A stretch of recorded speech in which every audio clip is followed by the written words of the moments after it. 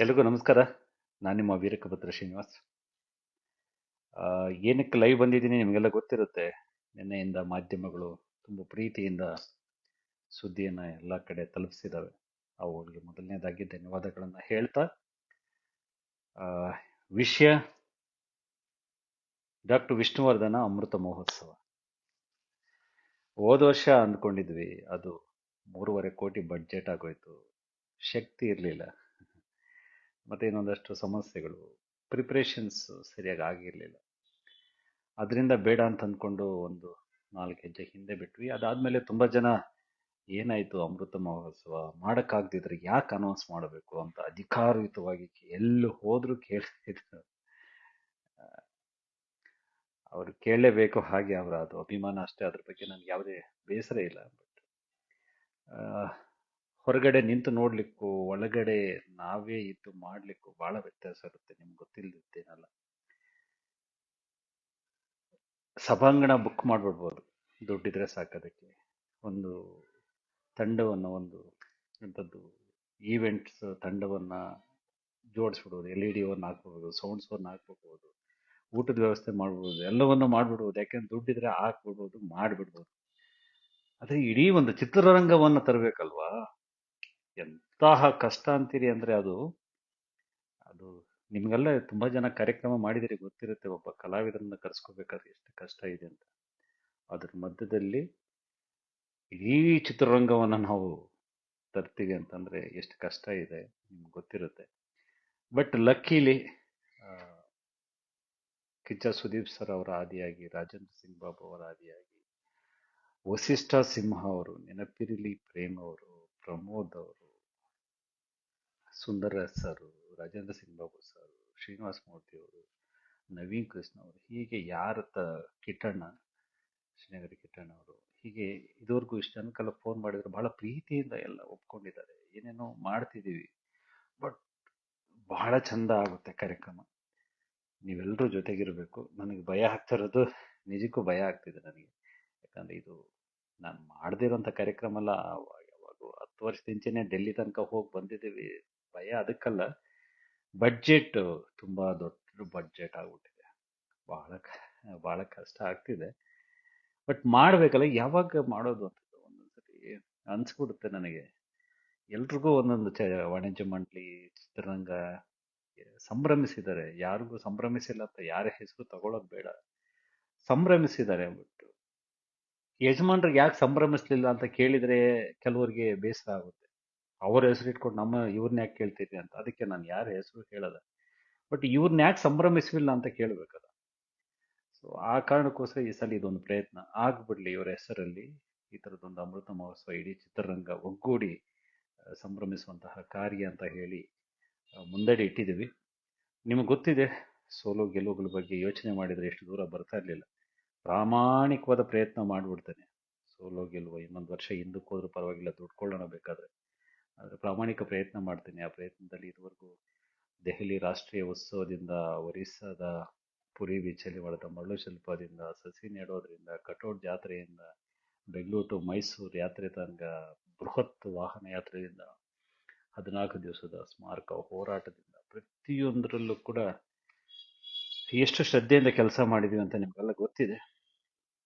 ಈ ಸಲವೂ ಅದೇ ಶ್ರದ್ಧೆಯಿಂದ ಇಟ್ಕೊಂಡು ಕೆಲಸ ಮಾಡ್ತೀವಿ. ಸದಾ ಹೀಗೆ ಜೊತೆಗಿರಿ. ಕಟ್ಟ ಕಡೆಯ ಅಭಿಮಾನಿಗೂ ತಲುಪೋ ರೀತಿಯಲ್ಲಿ ಈ ವಿಡಿಯೋವನ್ನು ಶೇರ್ ಮಾಡಿ. ನಾವಲ್ದಿದ್ರೆ ಇನ್ಯಾರು, ಈಗಲ್ಲದಿದ್ರೆ ಮತ್ಯಾವಾಗ. ನನಗೂ ವಯಸ್ಸಾಗ್ತಿದೆ, ನನಗೆ ಗೊತ್ತಾಗ್ತಾ ಇದೆ. ನಿಮ್ಗಳಿಗೂ ವಯಸ್ಸಾಗ್ತಿರುತ್ತೆ. ಎಷ್ಟೋ ವೀರಾಭಿಮಾನಿಗಳನ್ನ ಕಳ್ಕೊಂಬಿಟ್ವಿ ಈ 5-6 ವರ್ಷದಲ್ಲಿ. ಎಷ್ಟೊಂದು ಜನ ಸತ್ತು ಹೋಗ್ಬಿಟ್ರು. ಬಹಳ ನೋವಾಗುತ್ತೆ. ಮತ್ತೆ ಇನ್ನು ಯಾವ ಸಂದರ್ಭ ಸಿಗುತ್ತೆ? 75 ವರ್ಷ ಮತ್ತೆ ಎಲ್ಲಿ ಸಿಗುತ್ತೆ? ಮತ್ತೆ 100ನೇ ವರ್ಷಕ್ಕೆ ಏನು ಗ್ಯಾರಂಟಿ ನಾವೆಲ್ಲ ಇರ್ತೀವಿ ಅಂತ?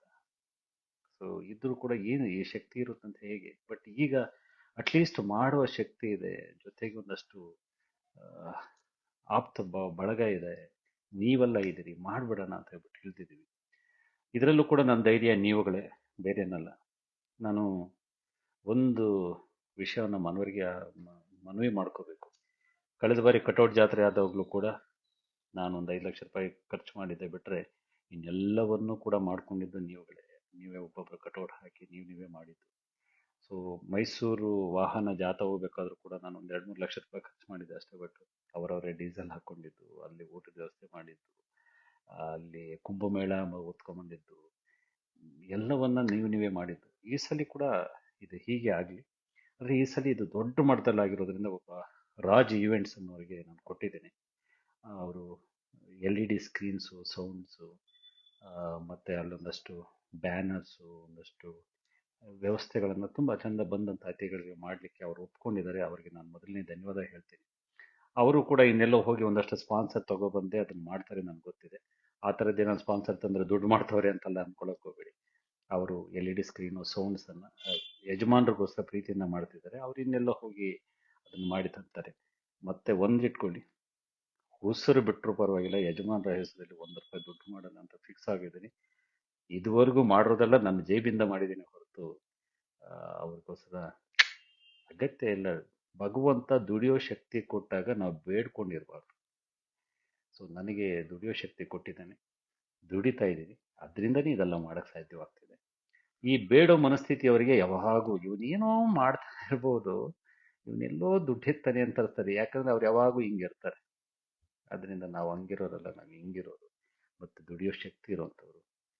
ಇಷ್ಟು ದಿವಸ ಇಲ್ಲಿ ಇರ್ತಾ ಇರಲಿಲ್ಲ, ಇಷ್ಟೆಲ್ಲ ಹೆಸರು ಕೆಡಿಸ್ಕೊಂಡಿದ್ದಿದ್ರೆ ಸಾಧ್ಯವೇ ಇಲ್ಲ. ಸತ್ತು ಬಿಟ್ಟರು ಪರವಾಗಿಲ್ಲ, ಯಜಮಾನ್ರ ಹೆಸರಲ್ಲಿ, ಕನ್ನಡದ ಹೆಸರಲ್ಲಿ ₹1 ದುಡ್ಡು ಮಾಡಲ್ಲ, ಫಿಕ್ಸ್ ಆಗಿದ್ದೀನಿ. ಆ ಮಾತಿಗೆ ಬದ್ಧವಾಗಿದ್ದೀನಿ. ಅದರಿಂದನೇ ಇಷ್ಟು ಓಪನ್ ಆಗಿ ಹೇಳ್ಕೋತಾ ಇದ್ದೀವಿ. ನಾವು ಹೇಳ್ಕೋತಾ ಇದೀವಿ ಅಂತಂದ್ರೆ ನಮ್ಮ ಕೆಲವರು ಕ್ಯಾಲೆಂಡರು 10 ವರ್ಷದ ಹಿಂದೆ ನಾವು ಶುರು ಮಾಡಿದಾಗ ಕೋಟಿಗೊಬ್ಬ ಕ್ಯಾಲೆಂಡರು ₹50 ಮಾಡಿದ್ದು. 10 ವರ್ಷ ಆಗಿದೆ. ಇವತ್ತಿಗೂ ಕೂಡ ಕ್ಯಾಲೆಂಡರ್ ₹100 ಪ್ರಿಂಟಿಂಗ್ ಕಾಸ್ಟೇ ಆಗ್ತಿದೆ. ನಾವು ಇವತ್ತಿಗೂ ₹50 ಕೊಡ್ತೀವಿ. ಆದರೆ ಕೆಲವರು ಹೇಳ್ತಾರೆ ಕ್ಯಾಲೆಂಡರ್ ದುಡ್ಡು ಮಾಡ್ತಾರೆ ಅಂತ. ಚೀ ಎಷ್ಟು ಬಂದ್ಬಿಡುತ್ತೆ ಅದರಲ್ಲಿ? ಎಷ್ಟು ಬಂದ್ಬಿಡುತ್ತೆ ಅದರಲ್ಲಿ? ನಮ್ದೊಂದು ಇದ್ರ ಖರ್ಚಿಲ್ಲ, ಒಂದು ಫಾರಿನ್ ಟ್ರಿಪ್ ಹೋಗಿ ಬರೋಷ್ಟು ಖರ್ಚಿರಲ್ಲ ಅದೆಲ್ಲ. ಸೊ ₹50 ಕೊಡ್ತಾ ಇದೀವಿ ಅಭಿಮಾನಿಗಳ. ಬಟ್ ಅದ್ರ ಇಂಪ್ಯಾಕ್ಟ್ ಎಷ್ಟಂದ್ರೆ 25,000 ಮನೆಗೆ ಹೋಗ್ತಿದೆ. 25,000 ಮನೆಯಲ್ಲಿ ದಿನ ಯಜಮಾನರು ನೋಡ್ತಿದ್ದಾರೆ. ಮತ್ತೆ ಅದನ್ನ ಇನ್ಸ್ಪೈರ್ ಆಗಿ ಯಜಮಾನ್ರ ಅನೇಕ ಅಭಿಮಾನಿಗಳು ಕ್ಯಾಲೆಂಡರ್ಗಳನ್ನು ಮಾಡ್ತಿದ್ದಾರೆ. ಆದ್ರೂ ಈ ಬದಲಾವಣೆ ಅವ್ರಿಗೆ ಗೊತ್ತಾಗೋದಿಲ್ಲ. ಯಾಕಂದ್ರೆ ಅವ್ರಿಗೆ ನಾಳೆ ಬಗ್ಗೆ ಯೋಚಿಸೋದೇ ಗೊತ್ತಿಲ್ವಲ್ಲ. ಇವತ್ತು ಬಿಡಿ, ಅಲ್ಲ ಸರಿ, ಇನ್ನೊಂದು 2 ವರ್ಷ, 3 ವರ್ಷ, 5 ವರ್ಷದ ನಂತರ ಏನಾಗುತ್ತೆ ಬಿಡಿ, ನಾಳೆ ಬಗ್ಗೆನೇ ಅವ್ರಿಗೆ ಯೋಚನೆಗಳಿಲ್ಲ. ದೂರದೃಷ್ಟಿ ಅನ್ನೋಂಥದ್ದು ಇಲ್ವೇ ಇಲ್ಲ. ಅಂಥವ್ರ ಬಗ್ಗೆ ನಾವ್ ಏನ್ ಮಾತಾಡೋದು? ಆದ್ರೆ ಅಂಥವ್ರು ಯಾವಾಗೂ ಹೇಳ್ತಾ ಇರ್ತಾರೆ ಇವನೇನೋ ದುಡ್ಡು ಮಾಡ್ತಿದ್ದೆ.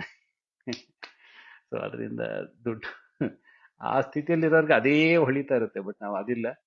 ಒಂದಷ್ಟು ಅಡ್ವಾನ್ಸ್ ಆಗಿ ಯೋಚನೆ ಮಾಡೋ ಶಕ್ತಿ ದೇವರು ಭಗವಂತ ಕೊಟ್ಟಿದ್ದಾನೆ. ದುಡಿಯೋ ಶಕ್ತಿನ ಭಗವಂತ ಕೊಟ್ಟಿದ್ದಾನೆ, ಈ ಸಮಾಜ ಕೊಟ್ಟಿದೆ. ದುಡಿತಾ ಇದೀವಿ, ಸಾಕು, ಬೇರೆ ಏನು ಬೇಕಾಗಿಲ್ಲ.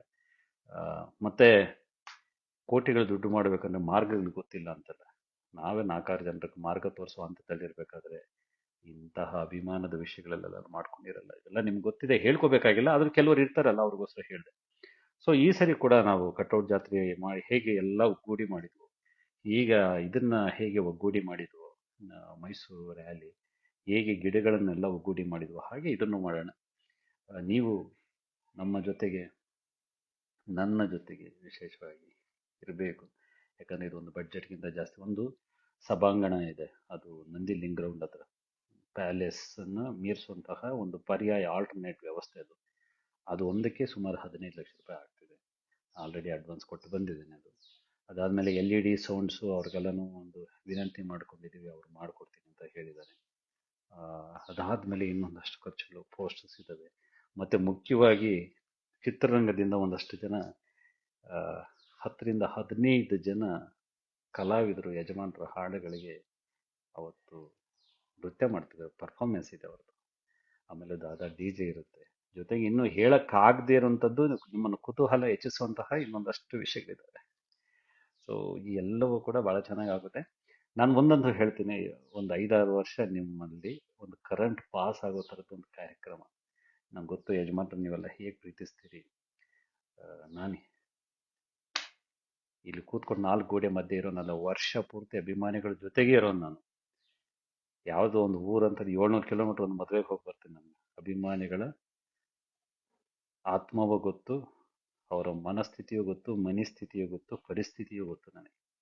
ರಾಜ್ಯದ ಬಹುತೇಕ ಜಿಲ್ಲೆಗಳಿಗೆ ಹೋಗಿ ಬಂದಂತಹ ವ್ಯಕ್ತಿ ನಾನು. ಸೊ ಅವ್ರ ಜೊತೆಗೆ ನನಗಿರೋಂಥ ಒಡನಾಟ ನಿಮ್ಗೆ ಗೊತ್ತಿದೆ. ನನ್ನ ಕುಟುಂಬ ಅಂದ್ಕೊಂಡೇ ಅವರೆಲ್ಲ 10 ವರ್ಷದಿಂದ ಜೊತೆಗಿದ್ದೇನೆ. ಅದರಿಂದ ಎಲ್ರಿಗೂ ಕಷ್ಟ ಇದೆ. ಆ, ಆ ಕಷ್ಟದಲ್ಲಿ ಮ ಅವರು ಯಜಮಾನರನ್ನ ಇಷ್ಟಪಡೋ ರೀತಿ ಇದೆಯಲ್ಲ, ಎಂಥ ಸಂಭ್ರಮ ಇರ್ತಾರೆ, ಎಷ್ಟೆಲ್ಲ ಪ್ರೀತಿಯನ್ನು ತೋರ್ತಾರೆ ಅಂತಂದ್ರೆ, ಅಲ್ಲೆಲ್ಲೋ ಒಬ್ಬ ಅಭಿಮಾನಿ ಇದ್ದಾನೆ, ಅವ್ರ ಊರಿಗೆ, ಇಡೀ ಊರಿಗೆ ಒಬ್ಬನೇ ಅಭಿಮಾನಿ. ಅವ್ರ ಊರಲ್ಲಿ ಆ, ಈ ದೇವ್ರದ್ದು ಮೆರವಣಿಗೆ ಹೋಗ್ತಾ ಇದೆ, ಒಂದು 7 ದೇವರ ಟ್ರ್ಯಾಕ್ಟರ್ ಮೇಲೆ ಕಟ್ಕೊಂಡು ಹೋಗ್ತಾ ಇದ್ರೆ ಎಲ್ಲರ ಹಾಡುಗಳು ಹಾಕೊಂಡು ಹೋಗ್ತಾ ಇದ್ರಂತೆ. ಆ, ಮುಂದ್ಗಡೆ ಹೋಗ್ತಾರಂತ ಒಂದು ಡಿಜೆ. ಯಜಮಾನ್ರ ಹಾಡು ಹಾಕಿಲ್ಲ ಅಂತ ಹೇಳ್ಬಿಟ್ಟು ಇವನು ದಾರಿಗೆ ಅಡ್ಡಡ್ಡ ಬಿದ್ದುಬಿಟ್ಟಿದ್ದಾನೆ. ಆ, ಗಾಡಿ ಹಚ್ಕೊಂಡು ಹೋಗಿ ನನಗೆ ಅಂತ. ಯಾಕೆ ಅಂತಂದ್ರೆ ನಮ್ಮ ಯಜಮಾನ್ರದ್ದು ಹಾಡೇಲಿ ನೀವು ಹಾಕಿಲ್ಲ ಅಂತ. ಈ ಯಜಮಾನ್ರದ್ದು ಹಾಡು ಹಾಕ್ತೀನಿ ಅಂದ್ರೆ ಹಾಡು ಹಾಕ್ತೀವಿ ಬಿಡೋ ಮಾರಾಯ, ಬಟ್ ಇದಕ್ಕೆ ಯಾಕೆ ತಲೆ ಕೊಡ್ತೀಯ ನೀನು ಅಂತ ಹೇಳಿದ್ರೆ ಹಾಕೋ ತನಕ ನಾನು ಇದ್ದಲ್ಲ. ಕೊನೆಗೆ ಅವನು ಹಾಡು ಹಾಕಿದ್ದಾರೆ, ಎಲ್ಲ ಕುಡ್ದಿದ್ದಾರೆ. ಅದಾದ್ಮೇಲೆ ಅದು ಹೋದ್ಮೇಲೆ ದೇವ್ರ ಮೆರವಣಿಗೆ ಹೋಗಿದೆ. ನನ್ಗೆ ಅವ್ನು ಹೇಳ್ದ, ಅಣ್ಣ ಹಿಂಗ್ ಮಾಡ್ದೆ ಗೊತ್ತಾ ಅಂತ ವಿಡಿಯೋ ಕಳಿಸ್ದ. ಅಲ್ಲೋ ಮಾರಾಯ, ನಿನ್ ಕುಟುಂಬಕ್ಕೆ ಏನಾದ್ರು ಆದ್ರೆ ಯಾರೋ ನೋಡ್ಕೋತಾರೆ, ನೀನು ಇಂಥದ್ದೆಲ್ಲ ಮಾಡ್ಬೇಡ ಅಂದ್ರೆ. ಏ ಅಣ್ಣ ನೀವುಗಳೆಲ್ಲ ಇಲ್ವೇನಣ್ಣ? ಇದು ಅವನು ಹೇಳಿದ ಮಾತಿತ್ತಲ್ಲ, ಅಂದ್ರೆ ನಾವಿಲ್ಲಿ ಮಾಡೋ ಕೆಲಸಗಳು ಅಲ್ಲೆಲ್ಲೋ ಕಟ್ಟ ಕಡೆಯಲ್ಲಿರುವಂತಹ ಅಭಿಮಾನಿಗೆ ಒಂದು ಹೊಸ ಉತ್ಸಾಹವನ್ನು ಕೊಡುತ್ತಲ್ಲ. ನಾನು ಕಂಡಿದ್ದೇನೆ ಅದನ್ನ, ನಾನು ನೋಡಿದ್ದೇನೆ. ಮತ್ತೆ ನಾನು ಅಂತಹ ಅಭಿಮಾನವನ್ನ ಆ, ಕಂಡು ಎಷ್ಟು ಖುಷಿ ಪಟ್ಟಿದ್ದೇನೋ ಅಷ್ಟು ನೋವು ಕೂಡ ಪಟ್ಟಿದ್ದೇನೆ. ಅಂತಹವರು ನೋಯಬಾರ್ದು, ಅಂತಹ ಮನಸ್ಸುಗಳು ನೋಯಬಾರ್ದು. ಆಫ್ಟರ್ ಆಲ್ ಇಲ್ಲಿ ಏನ್ ಮಾಡ್ತಾ ಇದೀವಿ? ಏನು ಅಂಧಾಭಿಮಾನ ಅಲ್ಲ, ದುಂದು ವೆಚ್ಚಗಳು ಅಲ್ಲ. ಯಾರು ಚಿತ್ರರಂಗ ಮಾಡ್ಲಿಲ್ಲ, ಅದಕ್ಕೆ ನಾವು ಮಾಡ್ತಾ ಇದೀವಿ. ನಮ್ಗೆ ತಾಕತ್ತಿದೆ, ಮಾಡಿ ತೋರಿಸೋಣ ಅಷ್ಟೇ. ಏನಿಂತೆ ಮಾಡ್ಬಿಡೋಣಲ್ವಾ? ಇದೊಂದು ಆಗ್ಲಿಲ್ಲ ಅಂತ ಹೇಗೆ ಇದು ಬಿಡೋದು? ಏನು ನಮ್ಗೇನು ಹೀಗೋ ರಕ್ತ ಇಲ್ವಾ, ಅಥವಾ ನಾವೇನು ಈ ಮಣ್ಣಲ್ಲಿ ಹುಟ್ಟಿಲ್ವಾ, ನಮ್ಗೇನು ಶಕ್ತಿ ಇಲ್ವಾ? ಒಂದು ಕಾರ್ಯಕ್ರಮ ಹೇಗಾಗುತ್ತೋ ನೋಡ್ಬೇಡ. ಮತ್ತೆ ಚಿತ್ರರಂಗದವರು ನಾವು ಅಂದ್ಕೊಂಡಷ್ಟೇನು ಕೆಟ್ಟವ್ರೇನಲ್ಲ. 100% ಎಲ್ಲರೂ ಬರ್ತಾರೆ ಅಂತ ನಂಬಿದ್ದೇನೆ. ಅವರೆಲ್ಲರೂ ಬರ್ತಾರೆ. ಬರದೇ ಇದ್ರೆ ಅದನ್ನು ನಾನು ನಮ್ಗೆ ಹೇಳ್ತೇನೆ. ಸೊ ಮತ್ತು ನಮ್ಮ ಜೊತೆಯಲ್ಲಿರುವಂಥವ್ರನ್ನ ನಾವು ಗೌರವಿಸೋಣ, ಪ್ರೀತಿಸೋಣ. ಮತ್ತು ತುಂಬ ಜನ ಅವ್ರ ಹತ್ರ ಯಾಕೆ ಹೋದೆ, ಇವ್ರ ಹತ್ರ ಯಾಕೆ ಹೋದೆ ಅಂತೆಲ್ಲ ಹೇಳ್ತಾ ಇರ್ತೀರಿ. ಹಂಗಾಗಬಾರ್ದು. ಎಲ್ಲರೂ ಸೇರದೆ ಹೋದ್ರೆ ಯಜಮಾನ್ರ ಉತ್ಸವ ಕಳೆ ಕಟ್ಟಲ್ಲ. ಅದರಿಂದ ಎಲ್ಲರೂ ಬೇಕಾಗುತ್ತೆ. ಎಲ್ಲರ ಜೊತೆಗೂ ಹೋಗೋಣ, ಎಲ್ಲರನ್ನೂ ಕರೆಯೋಣ.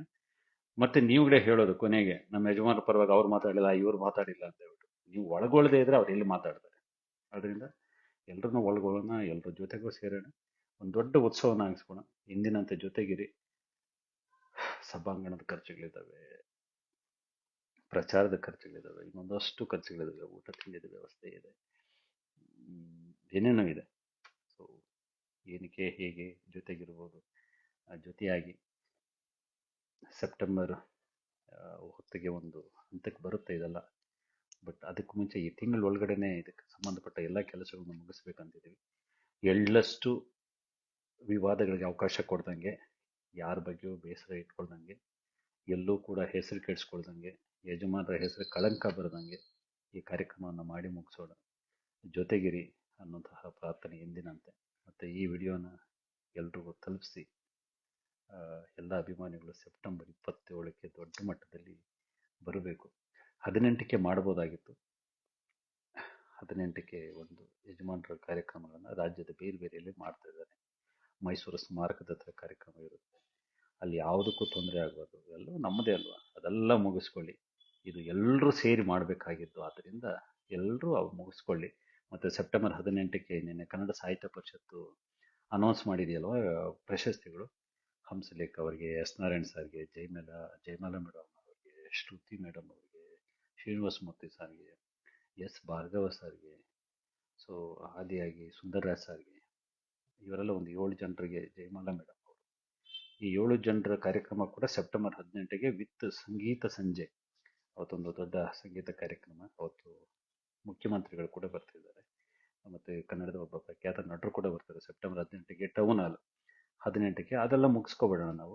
27ಗೆ ಆರಾಮಾಗಿ ಎಲ್ಲರೂ ಒಂದು ದಿವಸ ಯಜಮಾನ್ರಿಗೋಸ್ಕರ ಔಟಿಂಗ್ ಬಂತಾರೆ. ಬನ್ನಿ ಬೆಂಗಳೂರು ಕಡೆಗೆ, ಬೆಂಗಳೂರಲ್ಲಿರೋದು ನಾಯಂಡಹಳ್ಳಿ ಕಡೆಗೆ ಬನ್ನಿ, ಎಲ್ಲ ಸೇರಿ ಸಂಭ್ರಮಿಸೋಣ. ಮತ್ತು ಈ ಕಾರ್ಯಕ್ರಮ ಜೊತೆಗೆ ನೀವು ಇರಿ ಅನ್ನುವಂಥ ಮಾತನ್ನು ಮತ್ತೆ ಮತ್ತೆ ಹೇಳ್ತಾ ನನ್ನ ಈ ಲೈವ್ ವಿಡಿಯೋ ಮುಗಿಸ್ತೇನೆ. Thank you.